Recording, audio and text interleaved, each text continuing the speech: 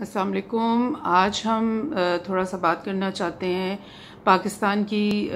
Internal security के बारे में और स्पेशली टेररिज्म के कॉन्टेक्स्ट में हम बात करेंगे बिकॉज़ वी ऑल नो कि पाकिस्तान जो है वो एक बहुत बड़ा विक्टिम रहा है टेररिज्म का। और ये टेररिज्म की जो बहुत बड़ी वेव हमारे मुल्क में होकर गुजरी है वो right after US invasion of Afghanistan 2001 में जब ये इन्वेजन हुई थी, उसके बाद इस लहर में पहले भी थोड़ी बहुत टेररिज्म एक्टिविटीज़ होती थी अक्रॉस द बॉर्डर और इनसाइड पाकिस्तान, लेकिन 2001 में जो यूएस इन्वेजन है उसके फ़ौरन बाद एक इतनी बड़ी लहर आई कि मतलब पूरे 10 साल तक हमारे मुल्क में ऑलमोस्ट डेली एक रूटीन बन गई थी कि किसी ना किसी शहर में किसी ना किसी जगह पर कोई ना कोई सुसाइड बॉम्ब अटैक या बॉम्बिंग का अटैक या फिर टारगेट किलिंग, मतलब all this used to happen on a daily basis. और इसमें हमारे जो इनोसेंट हमारे सिविलियंस थे, हज़ारों की तादाद में उनकी मतलब उन्होंने जाने अपनी उनकी ज़ाया हुई। और उसके अलावा इकोनॉमिक जो हमें लॉस्ट हुआ वो तो बहुत बेशुमार था। एक एस्टिमेट के मुताबिक ऑलमोस्ट $10 ट्रिलियन का हमें इकोनॉमिक लॉस्ट हुआ बिकॉज जब एक मुल्क के अंदर एक सिक्योरिटी सिचुएशन इतनी ख़राब होती है, आपको नहीं पता कि आप किसी बाज़ार में जा रहे हैं, किसी होटल में जा रहे हैं और वहाँ पर एक बॉम्बिंग की अटैक हो जाए और कई सैकड़ों लोग ज़ख्मी हो जाएं और मारे जाएं, और मतलब एवरीडे अगर ये हो रहा है तो ज़ाहिर है कि आपके दूसरे मुल्कों के साथ जो बायलैटरल ट्रेड है वो भी अफेक्ट होगी। और उसके अलावा जो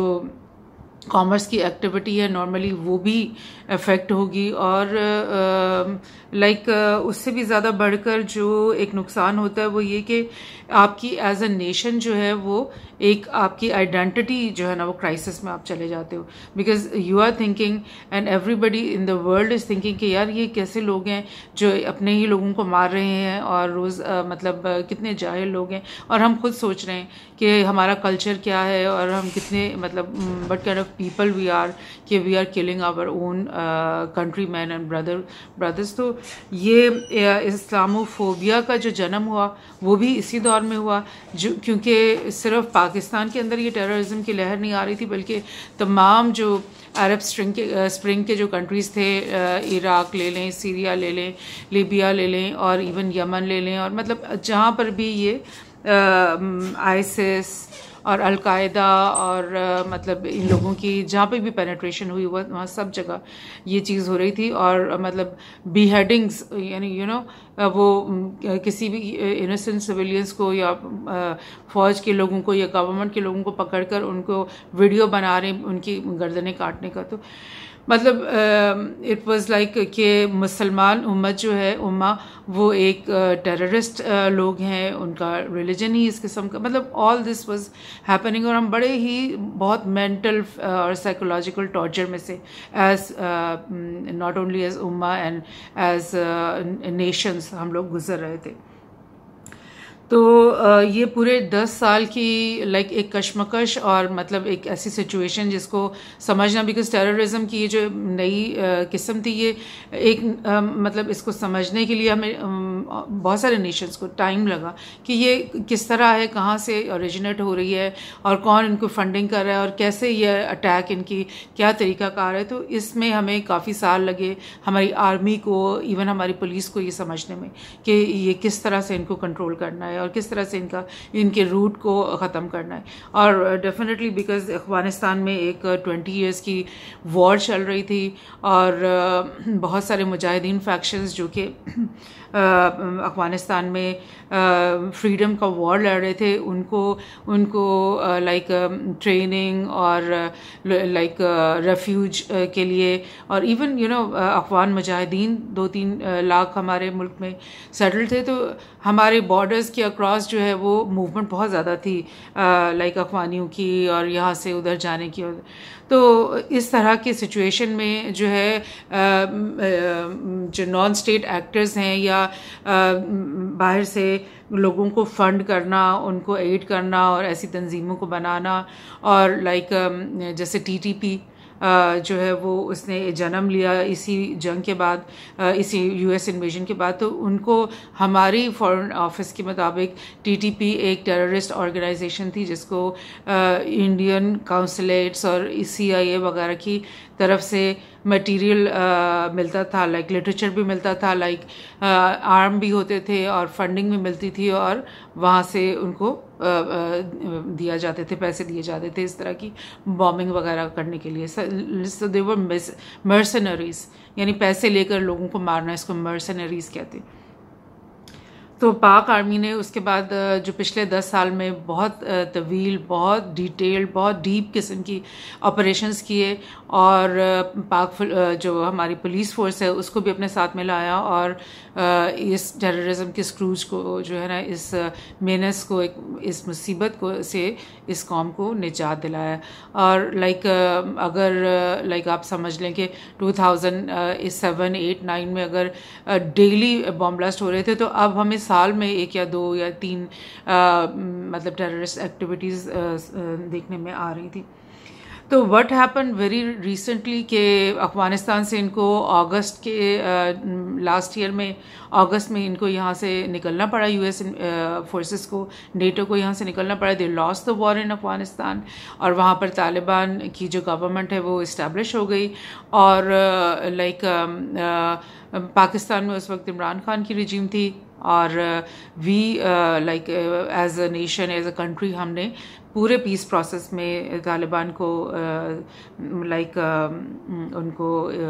ईज आउट किया, उनकी हेल्प की, उनके साथ खड़े रहे। और इसी तरह से पहले भी पाक आर्मी और पाकिस्तान जो है वो अफगान मुजाहिदीन के साथ हमेशा खड़ी रही। तो लाइक मतलब हमारा एक, हम समझते हैं एक प्रो पाकिस्तान गवर्नमेंट अफगानिस्तान में इंस्टॉल हुई यूएस के हारने के बाद। तो ये चीज़ जो है वो काबिल कबूल बिल्कुल भी नहीं थी यूएस को। यूएस, जैसे कि मैं पहले भी अपनी 1-2 वीडियोस में बात की है कि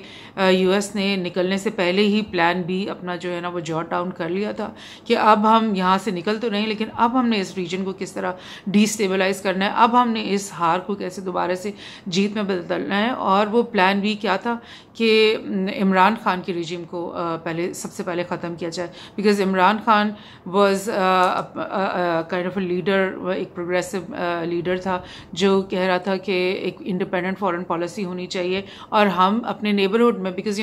मैंने पहले भी कहा कि रीजनलिज्म का ये दौर आ गया। सो एक रीजनल ब्लॉक जो सबसे स्ट्रॉन्गेस्ट होगा वही दुनिया में इस वक्त रूल करेगा। तो हमारा रीजनल ब्लॉक किसके साथ बन रहा था? चाइना के साथ, और हमारा रीजनल ब्लॉक रशिया के साथ और अफगानिस्तान और ईरान और सेंट्रल एशियन कंट्रीज़ के साथ बन रहा था। मगर इस रीजनल ब्लॉक को स्ट्रेंथन होना और यूनाइट होना और इसकी एक इंडिपेंडेंट हमारी फॉरेन पॉलिसी के तहत ये होना, ये यूएस को बिल्कुल भी बर्दाश्त नहीं हुआ। तो उन्होंने फौरी तौर पे ये एक मुहिम शुरू कर दी, एक मिशन शुरू कर दिया, जो कि प्लान बी जिसको मैं कह रही हूँ, जिसमें उन्होंने पाकिस्तान के अंदर फॉरेन इंटरफेरेंस के थ्रू रिजीम चेंज करवाई। और इवन श्रीलंका की जो प्रोटेस्ट हैं और वहाँ पर जो रिजीम चेंज करने की कोशिश की गई है वो भी इसी का एक कड़ी थी, क्योंकि श्रीलंका भी चाइना के साथ बेल्ट एंड रोड का पार्टनर था। तो अभी रिसेंटली क्या हुआ है, ये जो 1 अगस्त वाले दिन हेलीकॉप्टर क्रैश में core commander of Quetta lieutenant general Sarfaraz Ali की शहादत हुई, अलॉन्ग विद हिज लाइक उनके साथियों के साथ वो हेलीकॉप्टर में थे, फ्लड रिलीफ के ऑपरेशंस का जायज़ा ले रहे थे। तो उस वक्त उनके हेलीकॉप्टर का क्रैश हुआ। तो लाइक पाक आर्मी तो और ISPR तो यही कहना चाह रही थी कि बैड वेदर की वजह से या कोई टेक्निकल फॉल्ट की वजह से ये क्रैश हुआ है, उसकी इंक्वायरी शुरू कर दी गई। लेकिन जो US का जो डिप्लोमेट है, एम्बेसडर है ब्लूम, मिस्टर ब्लूम, उसके जो एडवाइज़र ग्लिफर्ड नाम की खातून, उन्होंने उसी दिन अगले दिन सुबह जो है ना एक ट्वीट कर दी जिसमें उन्होंने कहा कि यूएस की जो ड्रोन है ना उसने गलती से एक्सीडेंटली जनरल सरफराज की जो हेलीकॉप्टर को है उसको हिट कर दिया। तो नाउ जस्ट इमेजिन कि यूएस का जो प्लान कि उन्होंने यहाँ पे रिज्यूम चेंज करवाई चंद $1 मिलियन खर्च करके और अपने पपेट रिज्यूम को यहाँ पे इंस्टॉल किया और उसके बाद उन्होंने आर्मी के एक जनरल के हेलीकॉप्टर को हिट करवाया। वी डोंट नो कि उसको नीचे से किसी ने स्टिंगर मिसाइल मारा है, हैंड हेल्ड कोई मिसाइल मारा है या कोई ड्रोन फ्लाई हुआ, बिकॉज यू नो जिस दिन से रिजीम चेंज हुई है तो यूएस यहाँ पर ऐसे दनदनाते हुए आ रहा है, फिर रहा है जैसे कि ये तो अब इसका कंट्री बन गया, अब तो ये सब कुछ करेंगे। तो 1 और 2 अगस्त के बीच की ये रात में ये इंसिडेंट हुआ और आई थिंक सो 3 अगस्त थी जिस दिन लाइक ये जो ब्लूम साहब हैं ये हेलीकॉप्टर में बैठ करके और सवात और वो जो बॉर्डर एरिया हमारा पाक अफगान बॉर्डर एरिया वहाँ पर चले गए और पाक आर्मी ने उसको एस्कॉर्ट किया और उसको सारा वो एरिया दिखाया और जी उनको जी जैसे कि यू नो एक जो बॉर्डर एरिया है जो कि वॉर जोन एरिया है जिसमें बहुत ज़्यादा टाइट सिक्योरिटी होती है क्योंकि बिकॉज ऑफ दिस टेररिज्म के ये इतना हॉट ये बॉर्डर एरिया हमारा, तो यहाँ पर तो मतलब इतनी स्ट्रिक्ट सिक्योरिटी होती है। तो यहाँ आपके बहुत आर्मी के स्पेशल लाइक वहाँ पे अप्रोच और आपकी होती है। तो उसमें एक फॉरेन डिप्लोमेट एम्बेसडर को उस एरिया का जायज़ा मतलब करवाना, एक टूर करवाना, मतलब it was just like a crime कि आप अपने नेशन के साथ एक क्राइम कर रहे हो, आप किस उस पर ये करवा रहे हो। तो what David Bloom mister Bloom said at that about that visit was कि जी बड़ा अच्छा कॉमर्स है अफगान और पाकिस्तान के बीच में और ये मतलब डिस्टर्ब हुआ हुआ, तो आपको बॉर्डर एरिया को खोल लेना चाहिए ताकि लोग आएँ जाएँ और मतलब ईज ऑफ कॉमर्स यहाँ पे हो जाए। Like who are you to tell us that how we are going to do business with the Afghan, because Afghan में जो तालिबान गवर्नमेंट है वो तो उनकी दुश्मन है, मतलब ये तो आपस में यानी जिसको कहते हैं ना इस टोटल एनिमी है और वो अफगान तालिबान की जो गवर्नमेंट है उसको भी वो टेररिस्ट कहते हैं। तो वाई वुड यू से कि उनके साथ आप कॉमर्स के लिए खोल लो? What is your role plays to say that? तो इमरान खान ने फौरी तौर पे इस पर इतराज़ किया कि ये एक क्रिमिनल किस्म की एक्टिविटी है। How could this US ambassador be taken on this very मतलब sensitive place area. And doctor Shireen Mazari ने ये फिर ट्वीट किया कि like this was another mission after the regime change जिसमें वो सक्सीड हो गए कि वो अफगान और पाकिस्तान के बीच में जो कि टेररिज्म को लाइक कट डाउन किया था पाक आर्मी के डिफरेंट बहुत बड़े बड़े ऑपरेशंस की वजह से, उस टेररिज्म को वो दोबारा उसका दरवाज़ा खुल कर आ गया एक्चुअली।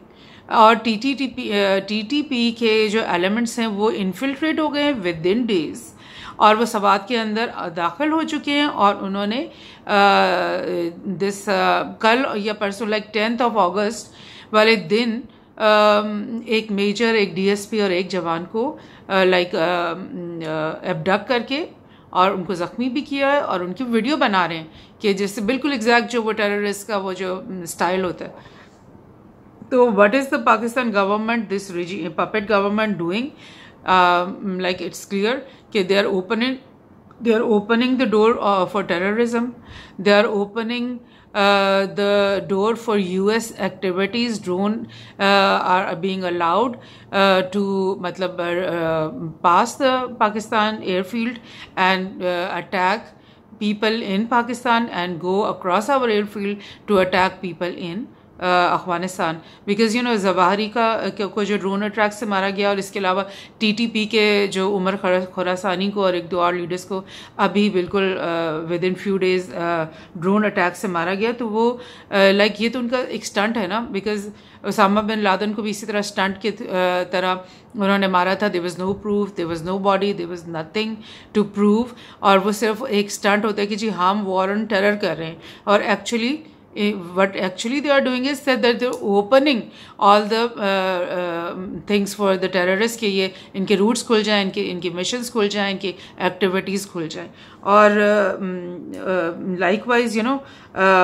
पाकिस्तान फॉरेन ऑफिस ने पहले भी ये कहा है, जबकि यूएस की इन्वेजन अफगानिस्तान में जारी थी, कि दाइश और जो ISKP है, इस्लामिक स्टेट जो खुरासान चैप्टर है, वो इंडियन इम्प्लांटेड है. बिकॉज TTP को तो यहाँ से उसका सफाया कर दिया था पाक आर्मी ने, और वहाँ पर तालिबान को ये शिकस्त दे नहीं पा रहे थे जो रियल अफगान तालिबान है. और उनको US आर्मी डिफीट नहीं कर पा रही थी, तो उन्होंने उसके मुकाबले के लिए दाइश को वहाँ पे एंटर करवाया और इस्लामिक स्टेट खुरासान चैप्टर को वहाँ पे एंटर करवाया, जिसको भी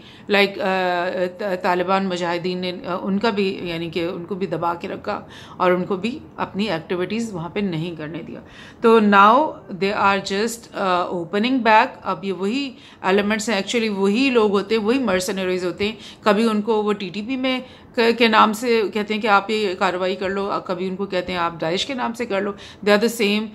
like groups and same killers and same mercenaries. तो this is very very alarming कि हमने कितनी मुश्किल से, हमारी आर्मी ने, हमारे लोगों ने, हमारी पुलिस ने कई जाने मतलब अपनी कुर्बान की इस टेररिज्म के स्क्रूज से निजात हासिल करने के लिए. And how I mean, who would allow, who in their right mind, कोई भी पॉलिटिशियन, कोई भी इस्टेब्लिशमेंट, कोई भी इंस्टीट्यूशन पाकिस्तान का किस तरह से अलाउ कर सकता है? I think that this has been a very big misunderstanding. और ये जो रिजीम चेंज है, ये बहुत ही नाकामी, जिन लोगों ने भी इसको बैक किया था वो बिल्कुल सोच रहे होंगे कि हमसे बहुत बड़ी गलती हुई है, और this has to be reversed right now, because terrorism is going to just come flying into Pakistan, and it's already in Sawat. So let's hope things get better.